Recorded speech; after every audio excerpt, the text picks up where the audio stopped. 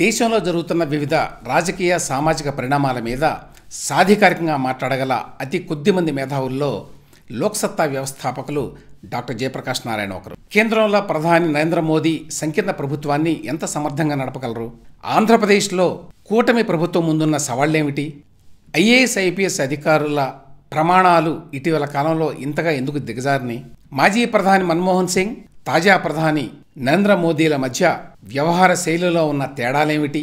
ఇత్యాది అనేక అంశాల మీద డాక్టర్ జయప్రకాష్ నారాయణ్ నాతో చాలా విపులంగా సుదీర్ఘంగా చర్చించారు. వాచ్.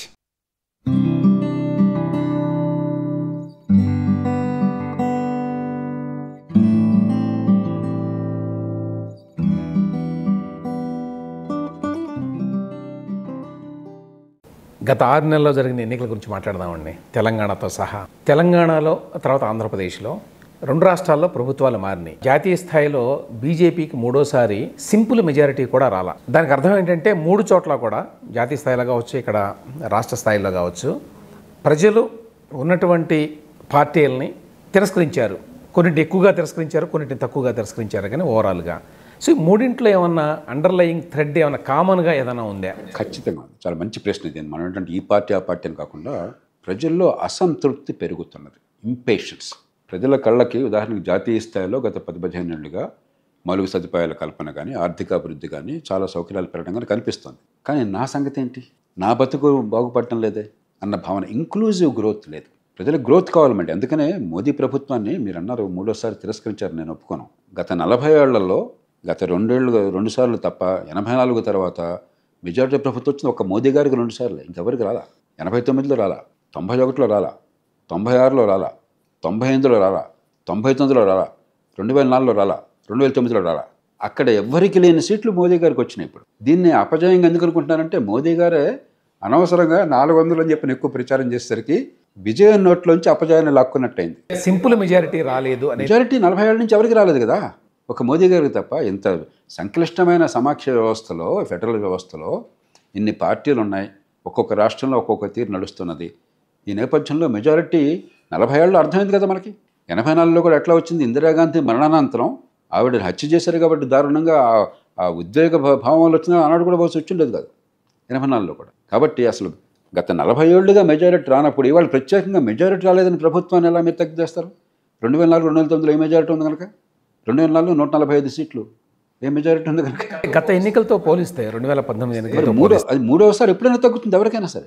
బీజేపీ చేసిన తప్పు, మోదీ గారు చేసిన తప్పు ఏమిటంటే, అయ్యా 10 ఏళ్లలో విశ్వ ప్రయత్నం చేశాం, కానీ దేశంలో పేదరికం ఉన్నది, దేశంలో గ్రామీణ ప్రాంతాల నుంచి పట్టణీకరణ చేయాలి, నిరుపేదలకు అవకాశాలు పెంచాలి, ఇంకా చాలా కార్యక్రమం ఉన్నది, మీ మద్దతు కావాలంటే గొడవ లేకుండా పోయేది. 400 సీట్లు అని చెప్పని అనేసరికి అక్కడి నుంచి వచ్చిన తంట. అందుకని చాలా విచిత్రంగా ఓడిన వాళ్ళేమో విజయగర్వంతో దరహాసం చేస్తున్నారు, సంబరాలు చేసుకుంటున్నారు, నెగ్గిన వాళ్ళేమో తలపట్టు కూర్చున్నారు. చాలా విచిత్రం ఇది. అది కేవలం వాళ్ళ స్వయంకృత అపరాధం. అంతేగాని 3వ సారి ఒక ప్రభుత్వం మళ్ళీ ఎన్నికల్లో మెజారిటీని కూటమి సాధించింది. ప్రీ ఎలక్షన్ అలయన్స్ ఇది, ఎన్నికలకు ముందు కూటమి సాధించింది. ఇది చిన్న విషయం కాదు. రెండోది, ఖచ్చితంగా మన ప్రజల్లో అసంతృప్తి ఉన్నది. ఏమిటి అసంతృప్తి? ఆర్థిక ప్రగతి ఖచ్చితంగా కనిపిస్తుంది, కానీ లాభాలు ప్రత్యేకంగా ఎవరికి వస్తున్నాయి? ఎవరికి మంచి విద్యా నైపుణ్యం ఉంటే, విద్య అంటే సర్టిఫికేట్లు కాదు, డిగ్రీలు కాదు, నైపుణ్యం ఎవరికి ఉంటే, ఎవరికి పెట్టుబడి పెట్టే శక్తి ఉంటే, ఎవరు పట్టణాల్లో నెట్వర్కింగ్ ఉంటే, ఈ 3 ఉండాలి. నైపుణ్యం, నిజమైన నైపుణ్యము, డిగ్రీ సర్టిఫికేట్, డిగ్రీ కాకుండా కాస్త కోస్త పెట్టుబడి పెట్టే శక్తి, పట్టణాల్లో వాసం, ముఖ్యంగా నగరాల్లో వాళ్ళు చాలా పెరుగుతున్నారు. అందరి జీవితాలు బాగుపడుతున్నాయి. మనకి ఎట్లాగైతే సముద్రం ఆటుపోట్లో పోటు వచ్చినప్పుడు అన్ని పడవలు లేస్తాయి, కానీ మనకి ఆర్థిక ప్రగతిలో ఏమవుతుందంటే కొన్ని పడవలు బాగా ఎక్కువ లేస్తున్నాయి. ఈ 3 ఉన్న చోట్ల అత్యధికులకి ఈ 3 లేవు. 65% గ్రామాల్లో ఉన్నారు. చదువు కాగితం మీదే కానీ పనికిమాలిన చదువు ఈ దేశంలో 170-80 మంది కొంత. నేను రోజు గత 20 ఏళ్ళ నుంచి నేను ప్రతి సమావేశంలో, ప్రతి ఇంటర్వ్యూలో, ప్రతి ప్రసంగంలో, ప్రతి రాతలో ఈ మాట ఆడటం లేదు. ఒక తీవ్రమైన సంక్షోభం. తెలివితేటన్నా కూడా పేదల పిల్లలకి చదువు అందట్లా, నిజమైన విద్య అందట్లా. ఆధునిక యుగంలో నిజం విద్య అందకపోతే, నైపుణ్యం అందకపోతే ఏం పని చేస్తారు? గోతులు తవ్వి గొంతులు పూడిస్తే మీకు ఉపాధి రాదు కదా. అందుకని ఆర్థిక ప్రగతి వచ్చినా కూడా వాళ్ళకి జీవితాల్లో అనుకున్నంతగా ఆదాయం పెరగట్లా, కొంత పెరుగుతోంది కానీ అది చాగట్లా. ఇప్పుడు మొన్న ఎన్నికల్లో దేన్ని దృష్టిలో పెట్టుకొని జనం ఓటేశారని అనుకుంటున్నారు మీరు, అంటే జాతీయ స్థాయిలో? ఒక్కొక్క రాష్ట్రం ఒక్కొక్క తీరునుంది. కానీ మీరు అన్నట్టుగా జనరల్గా చాలా రాష్ట్రాల్లో, కొద్ది రాష్ట్రాలు మినహాయిస్తే ఉన్న ప్రభుత్వం మీద విముఖత ఉన్నది. 2 అభివృద్ధి కావాలన్న కోరిక ఉన్నది, కానీ అభివృద్ధి చాలదు అన్న భావం ఉన్నది. సంక్షేమం కావాలన్న కోరిక ఉన్నది, కానీ సంక్షేమం చాలదు అని ఉంది. జాతీయ స్థాయిలో మౌలిక సదుపాయాల కల్పన ఖచ్చితంగా బ్రహ్మాండంగా జరిగింది. గత 10 ఏళ్లలో ఎప్పుడు జరిగినంత వేగంగా జరిగింది జరుగుతుంది. అది కనిపిస్తుంది జనానికి, కానీ అది చాలదని స్పష్టంగా ప్రజలు సంకేతం ఇస్తుంది. రెండోది, కర్ణాటకలో మరి గ్యారంటీలు ఇచ్చారు, కాంగ్రెస్ పార్టీ వచ్చింది, ఏడాది తిరగమనిపోయి ఢామను ఓడించేశారు. తెలంగాణలో కాంగ్రెస్ పార్టీ బ్రహ్మాండంగా గెలిచింది, 5 నెలలు తిరగకుండానే సగం సీట్లు పోయినాయి. కాబట్టి సంక్షేమం కావాలి, కానీ చాలదు, అసంతృప్తి కనిపిస్తుంది. తిరస్కారం కంటే ఈ నమూనా చాలదు, అభివృద్ధి కావాలి, సంక్షేమము కావాలి, రెంటిని కలపాలి అని చెప్పి మా బతుకేమిటన్న భావం కనిపిస్తుంది. ఒక ఆయన, నేను పేరు చెప్పను, బీజేపీ నాయకుడు, మన రాష్ట్రానికి చెందిన ఆయన, ఇక్కడ ఎన్నికలు అయిపోయిన తర్వాత వారణాసి వెళ్ళట. ఒక వారం అక్కడ క్యాంపెయిన్లో ఉంటే ఆయన ఎన్నికల ముందే చెప్పాడు నాకు, ఆయన ప్రధానమంత్రి నియోజకవర్గంలో కూడా అభివృద్ధి బ్రహ్మాండంగా చేస్తున్నారండి, కానీ నా సంగతి ఏంటి అని అడుగుతున్నారు. ఈ ఎన్నికలకి ఏమన్నా ఉంటే ఆ డైలాగ్, అభివృద్ధి బ్రహ్మాండంగా జరగాల, కానీ నా సంగతి ఏంటి? ఇంక్లూజివ్ గ్రోత్ ప్రజలది కోరుకుంటారు. అది అర్థం కాక ఇప్పుడు ఏమైందంటే ప్రతిపక్షాలు అభివృద్ధి నమూనాలో ఉన్న పొరపాటుని బయట పెట్టి దాన్ని సరిచేస్తామని మాట ఇవ్వటం కాకుండా మేము డబ్బులన్నీ పంచి పెడతాం. ఎక్కడ డబ్బులు ఉన్నాయి? జాతీయ స్థాయిలో 42 లక్షల కోట్లు రమేష్ గారు రేపు పొద్దున జూలై బడ్జెట్లో మనకి మరి వివరాలు వస్తాయి. 2024-25 బడ్జెట్ వాడు ప్రతిపాదించిన బడ్జెట్ మీరు చూసినట్టయితే 42 లక్షల కోట్ల రూపాయలు జాతీయ స్థాయిలో మొత్తం ఆదాయం ప్రభుత్వానికి. దానిలో 21,74,000 కోట్లు రాష్ట్రాలకు వెళ్ళిపోతుంది. 21,74,000 కోట్లు అక్షరాల 11,91,000 కోట్ల రూపాయలు వడ్డీలకు వెళుతుంది. అంటే ఏ ప్రధానమంత్రి వచ్చినా దీన్ని మార్చలేరు.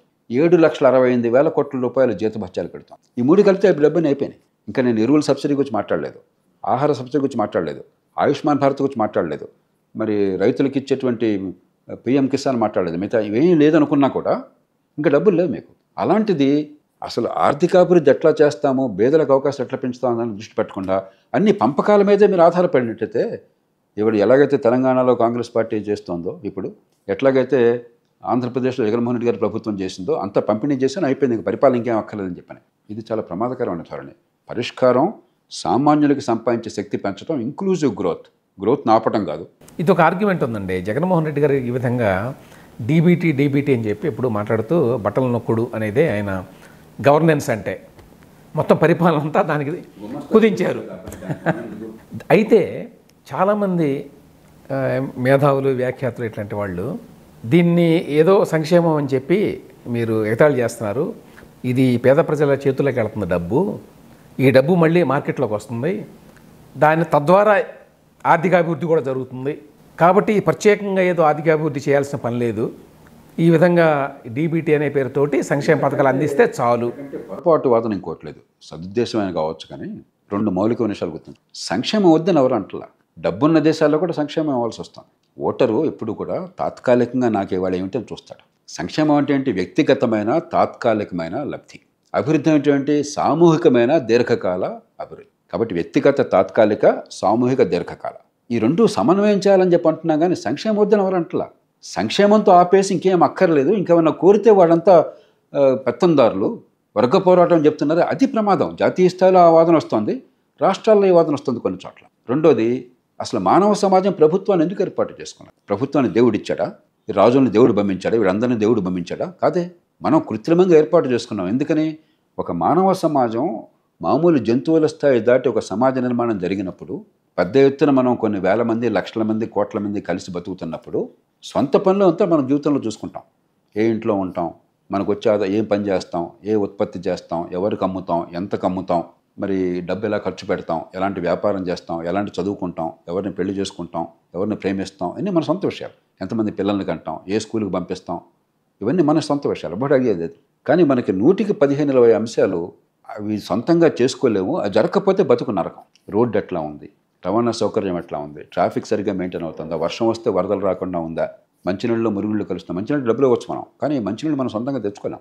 మంచినీళ్ళు సరఫరా ఉందా, దానిలో మురుగుళ్ళు కలవకుండా ఉందా, మంచి ప్రమాణాలు చదువు ఉందా, ప్రతి ఒక్కరు స్కూల్ పెట్టుకోగలరా సొంతంగా, లేదా ఇంట్లో పాఠాలు చెప్పుకోగలరా, మా పిల్లలకు మంచి విద్య అందుతుందా, నాకు మంచి ఆరోగ్యం ఉంటుంది, ఇవన్నీ కూడా సామూహికంగా చేయవలసిన పనులు. ఈ సంక్షేమం వచ్చే మాట్లాడే వాళ్ళు ఏంటంటే సామూహికంగా చేయవలసిన పనులు పక్కన పెట్టేశారు. ఖర్చు అయితే అవుతుంది.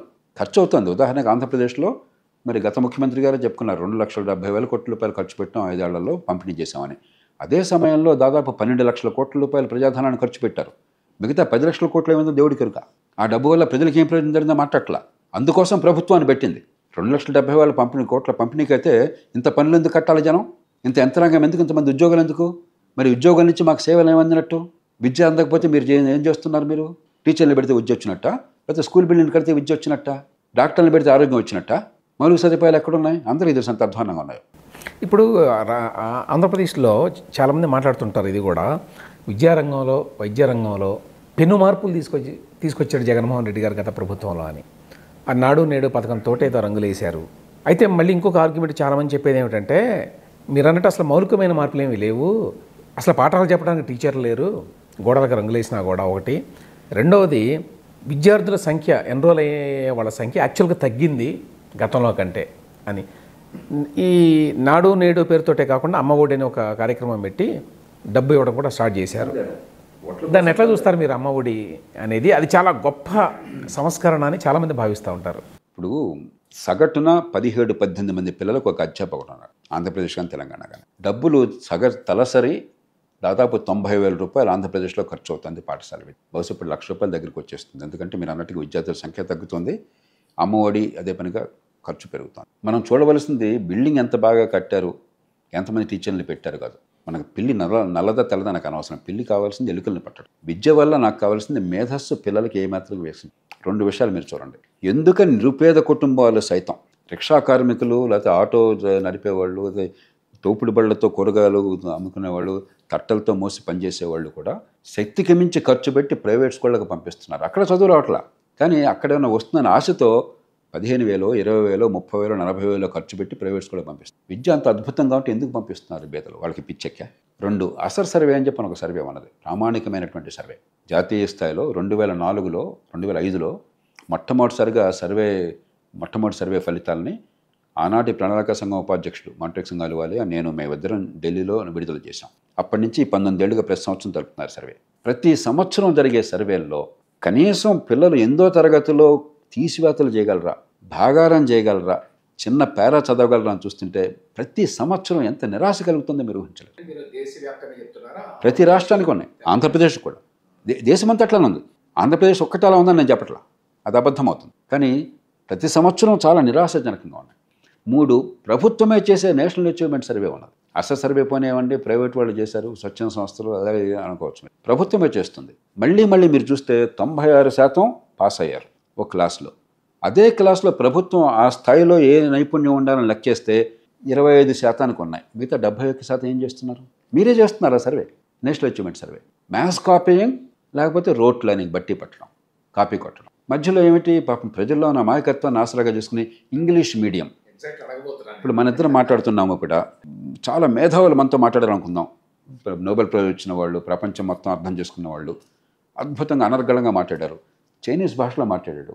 మీకు కానీ నాకు కానీ మన శ్రోతలకు కానీ ప్రేక్షకులకు కానీ ఉపయోగం ఉందా? ఇంగ్లీష్ తెలియని పంతుళ్ళు, ఇంగ్లీష్ తెలియని పిల్లలకి ఇంగ్లీష్లో పాఠాలు చెప్పామని నటిస్తే పిల్లలకి విద్య చెబుతుందా? ఎవరిని మోసం చేస్తున్నాం? ఇంగ్లీష్ వద్దని ఎవరిని అంటారా? నాకు ఇంగ్లీష్ ప్రాణం. నేను చదువుకున్న తెలుగు మీడియంలో, తర్వాత అధ్యాపకులు చాలా వాళ్ళనో మిగతా కాలంలో ఇంగ్లీష్ అబ్బింది. ఇప్పుడు నేను ఆలోచించేది ఇంగ్లీష్లో. మీతో మాట్లాడుతుంటే ప్రతి క్షణం కూడా ఇంగ్లీష్ నుంచి తెలుగు అనువదిస్తున్నాను. అందుకే అప్పుడప్పుడు పట్టి వస్తున్నాను ఆ పదాలు. సహజమైన భాష నాకు ఇంగ్లీష్, తెలుగులో మొదలైన కూడా. కాబట్టి ఇంగ్లీష్ వద్దని నేను అన్నాను. ఇంగ్లీష్ అద్భుతమైన భాష. సమస్య ఇంగ్లీష్ మంచి భాష కాదా అని కాదు, మన పిల్లలకి ఇంగ్లీష్ అబ్బాలా వద్దా అని కాదు, మన పిల్లలకి ముందు అసలు విద్య అబ్బాలా వద్దా. విద్య అబ్బాలంటే కనీసం అర్థమయ్యే భాషలో కాన్సెప్ట్ పట్టుబడినట్టయితే. ఇంగ్లీష్ మీడియం సినానిమ్స్ అన్నట్టుగా మాట్లాడతారు, సమాంతరమైన. అందుకనే ఇలాంటివన్నీ చేసి మేము అద్భుతంగా చేసాం, మీరు మెచ్చుకోవట్లేదని చెప్పంటారు. అలాగే ఆరోగ్యంలో ఖచ్చితంగా డాక్టర్లను పెంచారు, ప్రతి పిహెచ్సికి డాక్టర్లను పెట్టారు, సంతోషం. కానీ మొదటి నుంచి మొత్తుకుంటున్నాను, దీనివల్లే పరిస్థితి బాగుపడేటైతే ఇప్పటిదాకా ఎందుకు బాగుపడలేదు? పిహెచ్సిలో డాక్టర్లు ఉన్నారు కదా, ఎందుకని పని జరగలేదు? ఎందుకు ఆరోగ్యశ్రీ బాగుపడింది? ఆరోగ్యశ్రీ వల్ల ఫలితాలు ఉన్నంతవరకు ప్రభుత్వాలు డబ్బులు ఇవ్వకపోతే ఆగిపోయింది తప్ప ఎందుకని ఫలితాలు బాగా వచ్చినాయి? ఎప్పుడైతే రోగికి ఎంచుకునే స్వేచ్ఛ, డాక్టర్ల మధ్య పోటీ, కాంపిటీషన్ అండ్ చాయిస్, ఈ 2 ఉంటాయో అక్కడ ఫలితాలు వస్తాయి. అంతేగాని ప్రభుత్వంలో మరింత కొంత ఉద్యోగాలను పెట్టి జీతాలు ఇచ్చేసి అద్భుతంగా పని జరుగుతున్న భ్రమలో మనం ఉన్నట్టయితే పని జరగదు, ఉపయోగం లేదు. కాబట్టి సంకల్పం మంచిదే కావచ్చు. నా మాట నా సంకల్పం మంచిదని. ఇప్పుడు నన్ను అంటుంటారు సంకల్పం మంచిదన్నారు కదా జయప్రకాష్ గారు, మెచ్చుకున్నారు కదా. అరే సంకల్పం మంచిదన్నాను అంతే.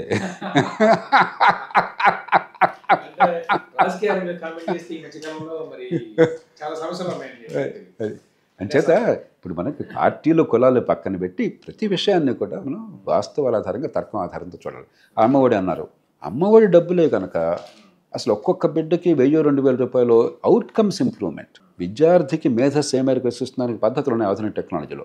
అది చేసినట్టయితే చాలా మార్పు వచ్చిండేది.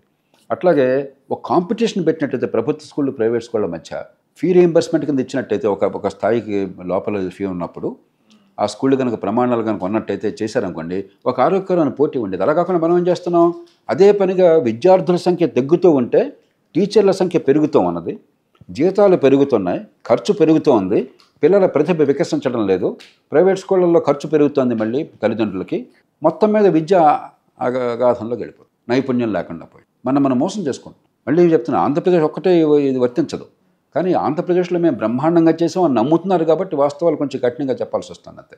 ఇప్పుడు సంకీర్ణ ప్రభుత్వం వచ్చింది ఆంధ్రప్రదేశ్లో. ఇంతవరకు సంకీర్ణ ప్రభుత్వం లేదు ఆంధ్రప్రదేశ్లో. అంటే 2014లో ఉన్నది, కానీ అది సంకీర్ణ ప్రభుత్వం కాదు నిజానికి. బీజేపీ వాళ్ళు కూడా ఉన్నారు ప్రభుత్వంలో, ఒకళ్ళిద్దరు మంత్రులు.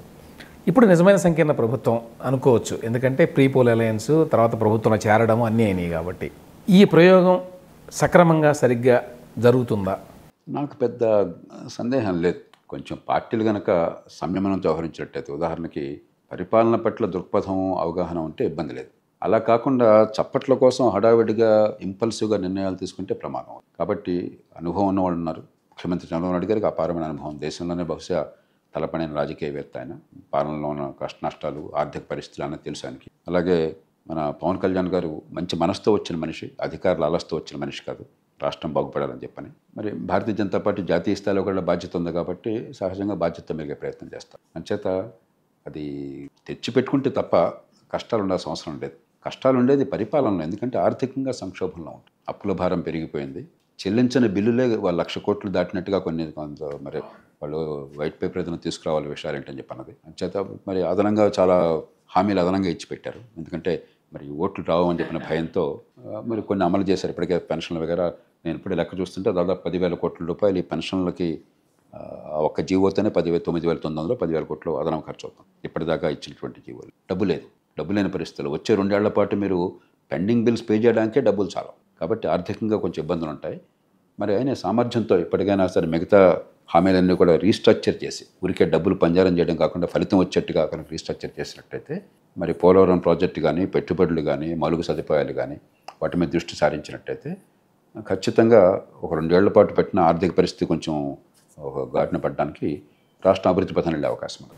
ఆంధ్రప్రదేశ్ రాష్ట్రానికి ఇప్పుడు ఈ అప్పులు చాలా ఉన్నాయి, అప్పుల భారం ఉంది, ప్లస్ మీరు అన్నట్టు చాలా సంక్షేమ పథకాలు వీళ్ళు ప్రకటించారు. దీనికి తోడు చంద్రబాబు నాయుడు గారు ఉన్నారు కాబట్టి అభివృద్ధికి సంబంధించిన కార్యక్రమాలు, మౌలిక వసతులు కావచ్చు, ప్రాజెక్టులు కావచ్చు కూడా చేస్తారు, లేకపోతే ఎంప్లాయ్మెంట్ క్రియేషన్ కూడా ఉంటుంది, పెట్టుబడులు కూడా తీసుకొస్తాడని చాలా ఎక్కువ ఎక్స్పెక్టేషన్స్ ఉన్నాయండి.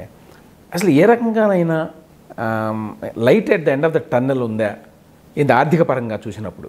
అంటే సరే, ఒక 9-10 కోట్లు ఆల్రెడీ జియో ఒకటి ఇచ్చేసరి ఖర్చు అయిపోతుంది ఇచ్చిన హామీలు. మిగతా హామీలు ఒక్కసారి చేయడం కాకుండా 3-4 ఏళ్ళు కనుక వెసులుబాటు ఇచ్చినట్టయితే ఏడాది కొంతని, అలాగే డబ్బు ఊరికే పందారం చేయడం కాకుండా, ఉదాహరణకు అమ్మఒడి గుర్చొచ్చింది, అమ్మఒడి డబ్బులు పందారం చేయడం కాకుండా దాన్ని విద్యలో ప్రమాణాలు పెరగడానికి లింక్ చేశారనుకోండి, అలాగే మిగతా రంగాల్లో కూడా ఆ రీస్ట్రక్చరింగ్ అలా చేశారనుకోండి, మహిళలకు ఇస్తామని నెల 1,500 ఎంతో హామీ ఇచ్చారు. 1,500 రూపాయలు మహిళల ఆరోగ్యానికి ముడిపెట్టి, మహిళలకి మరి చాలా రకరకాల ఆరోగ్య సమస్యలు ఉన్నాయి, ప్రత్యేకంగా మహిళలకు ఇప్పుడు రక్తహీనత ఉన్నది, లేకపోతే సర్వైకల్ క్యాన్సర్ చాలా ఎక్కువగా ఉన్నది, బ్రెస్ట్ క్యాన్సర్ ఉన్నది, ఎన్నో రకాలైనటువంటి గర్భసంచి సమస్యలు ఉంటాయి.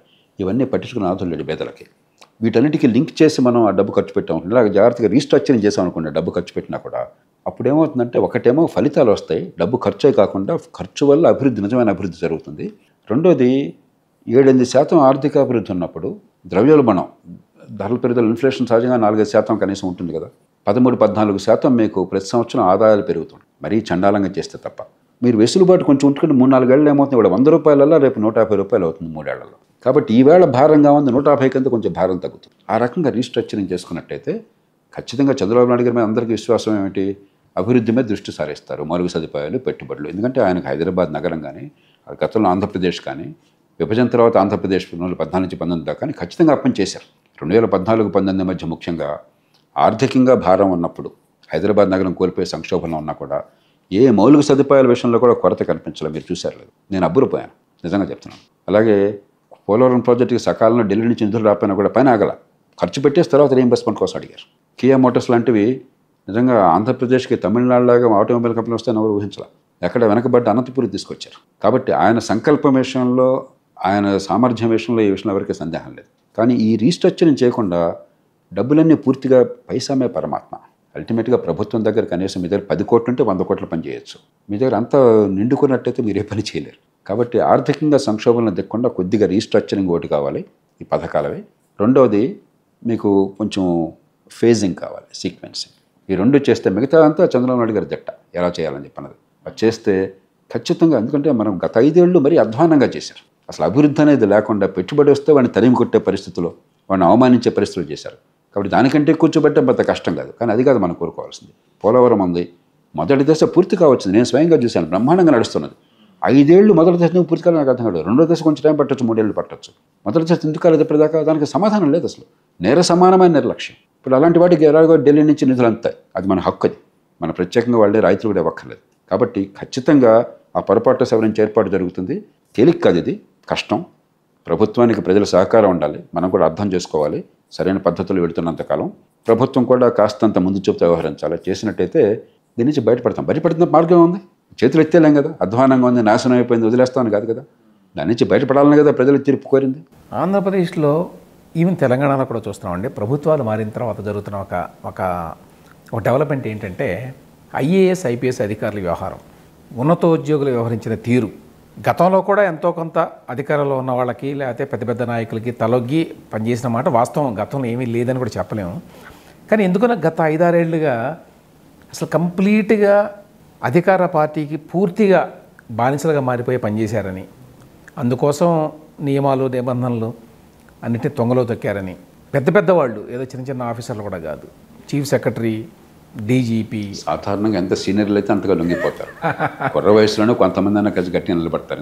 అసలు ఈ పరిణామం రావడానికి కారణం ఏంటంటే గతంలో కూడా మరి ఇంతకంటే బలమైన ముఖ్యమంత్రులు ఉన్నారు, లేరని కాదు కదా. గతంలో చెన్నారెడ్డి గారు లేకపోతే ఎన్టీఆర్ ఇట్లాంటి వాళ్ళంతా కూడా చాలా గట్టిగా ఉండే ముఖ్యమంత్రులు.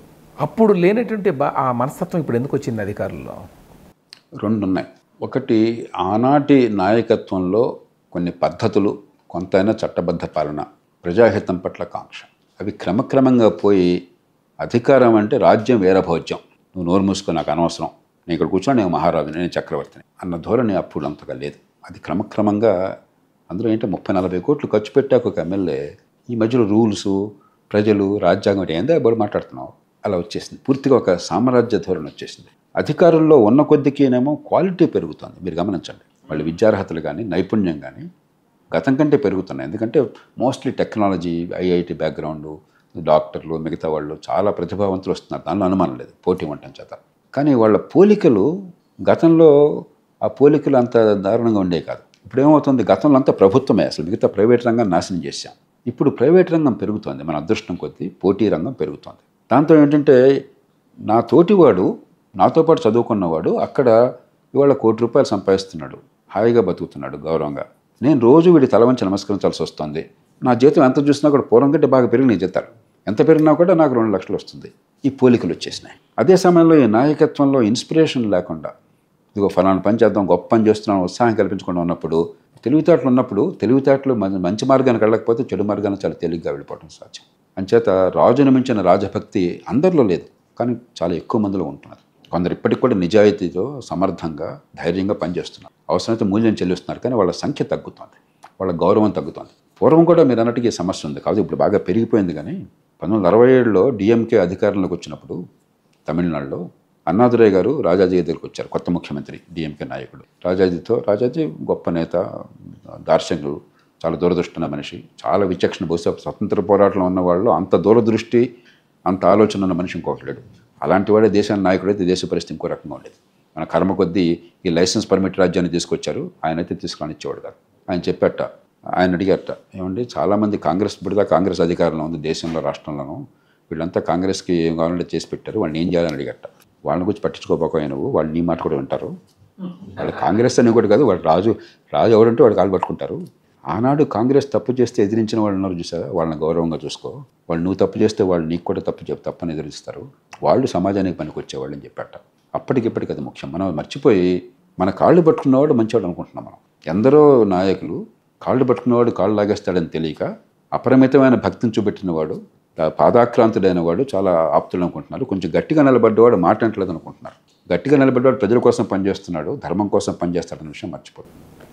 గతంలో లాగా ఇప్పుడు ఎందుకున్నా నిలబడలేకపోతున్నారు అధికారులు. అంటే they not able to stand up అంటే రెండు పక్కల పవర్స్ అనేది పుష్ ఫ్యాక్టర్ ఉంది, పుల్ ఫ్యాక్టర్ ఉంది.